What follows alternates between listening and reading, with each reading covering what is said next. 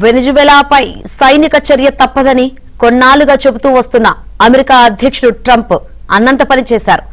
శుక్రవారం అర్ధరాత్రి దాటిన తర్వాత అమెరికా సైన్యం ఆపరేషన్ అబ్సల్యూట్ రిజాల్వ్ పేరుతో వెనిజువెలాపై భీకర బాంబు దాడులతో విరుచుపడింది. ఆ దేశ అధ్యక్షుడు నికోలస్ మదురోను ఆయన సతీమణి సిలియా ఫ్లోరిస్ ను నిర్బంధంలోకి తీసుకుంది. మన్హటన్లోని డ్రగ్ ఎన్ఫోర్స్మెంట్ అడ్మినిస్ట్రేషన్ కు వారిని తరలించారు. ఫార్మాలిటీస్ పూర్తయ్యాక బ్రూక్లిన్ లోని మెట్రోపాలిటన్ డిటెన్షన్ సెంటర్ కు తరలించనున్నారు. మన్హటన్ కోర్టులో వచ్చే వారం విచారణ జరగనుంది.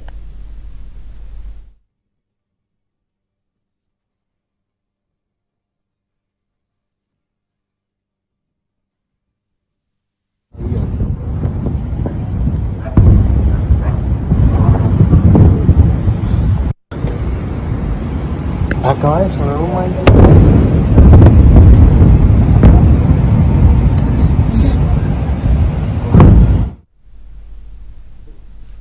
వెనిజువెలాపై సైనిక చర్య తప్పదని కొన్నాళ్లుగా చెబుతూ వస్తున్న అమెరికా అధ్యక్షుడు ట్రంప్ అన్నంత పనిచేశారు. శుక్రవారం అర్ధరాత్రి దాటిన తర్వాత అమెరికా సైన్యం ఆపరేషన్ అబ్సల్యూట్ రిజాల్వ్ పేరుతో వెనిజువెలాపై భీకర బాంబు దాడులతో విరుచుపడింది.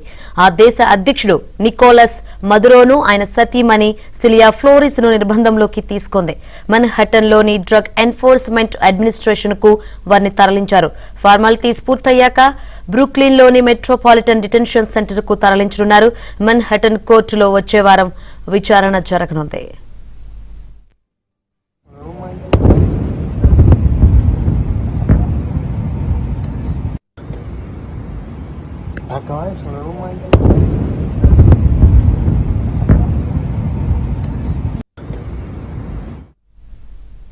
వెనిజువెలా అధ్యక్షుడిని అమెరికా కస్టడీలోకి తీసుకుంది. మరిన్ని వివరాలు అందించేందుకు మా ఢిల్లీ బ్యూరో చీఫ్ కృష్ణ సిద్ధంగా ఉన్నారు. కృష్ణ, శంకరి, వెనిజులా అధ్యక్షుడు నికోలస్ మదురో ఆయన భార్య సిలియా ఫ్లోరెస్ ప్రస్తుతం అమెరికా కస్టడీలో ఉన్నారు.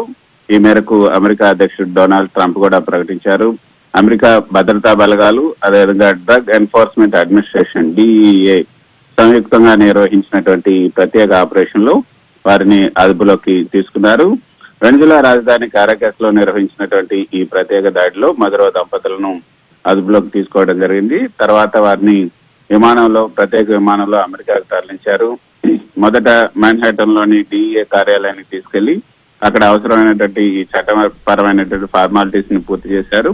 ఆ తర్వాత బ్రూక్లిన్ లోని మెట్రోపాలిటన్ డిటెన్షన్ సెంటర్ MDCకి తరలించారు. వచ్చే వారం మాన్హాటన్ ఫెడరల్ కోర్టులో మదురో దంపతులపైన విచారణ ప్రారంభం కానుంది. అమెరికా న్యాయశాఖ ప్రకారం మదురో పైన అనేక ఆరోపణలు చొప్పించారు. అంతర్జాతీయ డ్రగ్ రవాణా, నార్కో ట్రాఫికింగ్, అదేవిధంగా నార్కో టెర్రరిజం, మాదక ద్రవ్యాల ద్వారా అమెరికాకు హాని చేయడానికి కుట్ర చేస్తున్నారు, ఆయుధాల అక్రమ సరఫరా చేస్తున్నారు అంటూ గత కొన్నేళ్లుగా అమెరికా కోర్టుల్లో పెండింగ్ లో ఉన్నటువంటి ఈ కేసులన్నీ కూడా అతని పైన నెట్టడం జరిగింది. అయితే ఈ సందర్భంగా ట్రంప్ చేసినటువంటి వ్యాఖ్యలు కూడా ప్రపంచవ్యాప్తంగా చర్చనీయాంశంగా మారాయి. అమెరికా చట్టాల ప్రకారమే మదురో దంపతులను శిక్షిస్తామని ట్రంప్ చెప్పడం ఇప్పుడు చర్చనీయాంశమైంది. వెనిజులాను అమెరికానే పరిపాలిస్తుంది. వెనిజులాలోని భారీ చమురు నిల్వలను అమెరికా స్వాధీనం చేసుకుంటుంది. భద్రత కోసం అమెరికా సైన్యాన్ని రంగంలోకి తిప్పుతామంటూ ట్రంప్ వ్యాఖ్యలు ఇప్పుడు వెనిజులా అంతర్గత వ్యవహారాల్లో అమెరికా జోక్యానికి సంకేతంగా భావిస్తూ ఉన్నారు. అయితే అమెరికా చేపట్టినటువంటి ఈ సైనిక భద్రతా చర్యల సమయంలో వెనిజులాలో జరిగినటువంటి దాడుల్లో సుమారు 40 మంది వరకు కూడా మరణించారు. పలువురు పౌరులు గాయపడ్డారు. ఈ ఘటన పైన మానవ హక్కుల సంస్థలు అదేవిధంగా ఇతర సంఘాలు కూడా తీవ్ర ఆందోళన వ్యక్తం చేస్తున్నాయి. అంతర్జాతీయంగా కూడా ఇది సంచలనంగా మారింది. అనేక దేశాలు అమెరికా చర్యలను అంతర్జాతీయ చట్టాలకు విరుద్ధంగా చేపడుతున్నారంటూ విమర్శిస్తున్నాయి. ఐక్యరాజ్య సమితి, మానవ హక్కుల సంఘాలు ఈ పరిస్థితి పైన ఆందోళన వ్యక్తం చేస్తున్నాయి. లాటిన్ అమెరికా దేశాల్లో కూడా రాజకీయ ఉద్రిక్తతలు పెరిగే అవకాశాలు ఎక్కువగా ఉన్నాయని కూడా చెప్తున్నారు.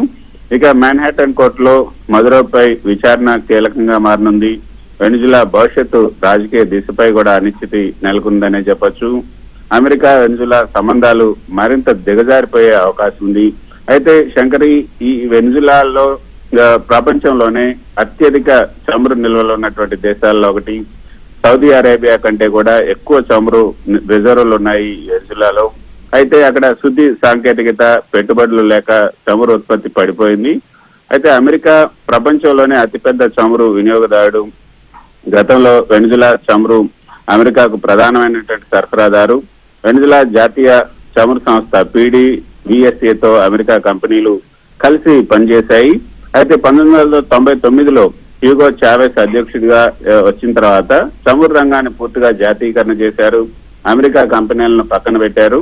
ఆ తర్వాత మధురో కాలంలో అమెరికా వ్యతిరేక విధానాలు మరింత పెరిగాయి. రష్యా, చైనా, ఇరాన్తో సన్నిహిత సంబంధాలను నెలకొల్పుకున్నారు. దాంతో అమెరికాకు ఆగ్రహం వచ్చింది. 2013 తర్వాత మధురో పైన చమురు ఎగుమతులపైన ఆంక్షలు విధించారు. బ్యాంకింగ్, డాలర్ లావాదేవీలపైన నిషేధాలు విధించడంతో చమురు ఉత్పత్తి మొత్తంగా కుప్పకూలింది. వెనిజులా ఆర్థిక వ్యవస్థ పూర్తిగా దెబ్బతింది. అందుకే అమెరికా లక్ష్యం ఒకటే, మధురో ప్రభుత్వాన్ని తొలగించడం, చమురు రంగాన్ని మళ్లీ అమెరికా కంపెనీలకు తెరవటం, లాటిన్ అమెరికాలో రష్యా, చైనా ప్రభావాన్ని తగ్గించడం. అందుకే ట్రంప్ ఈ వెనిజులా చమురు అమెరికా నియంత్రణలోకి వస్తుంది అంటూ ఇప్పుడు సంచలన ప్రకటన చేయటం మనం చూసాం. అయితే శంకరి, నికోలస్ చాలా మొదట బస్ డ్రైవర్ గా, తర్వాత ట్రేడ్ యూనియన్ నాయకుడిగా, మార్క్సిస్ట్ సోషలిస్ట్ భావజాలం ఉన్నటువంటి నేత. హ్యూగో చావెస్ కు అత్యంత నమ్మకస్తుడు. ఆయన తర్వాత ఈ పదవిలోకి అధ్యక్షుడిగా 2013లో చావెస్ మరణం తర్వాత ఎన్నికల్లో స్వల్ప మెజార్టీతో నికోలస్ గెలవటం జరిగింది. ఆ తర్వాత వరుసగా ఎన్నికలు జరిగాయి. అయితే ఆ ఎన్నికల్లో కూడా గెలవటం జరిగింది. ప్రస్తుతం అయితే ఇప్పుడు వెనిజులా పైన అమెరికా ఆధిపత్యం కొనసాగే అవకాశాలు ఉన్నాయి. Right, thank you Krishna.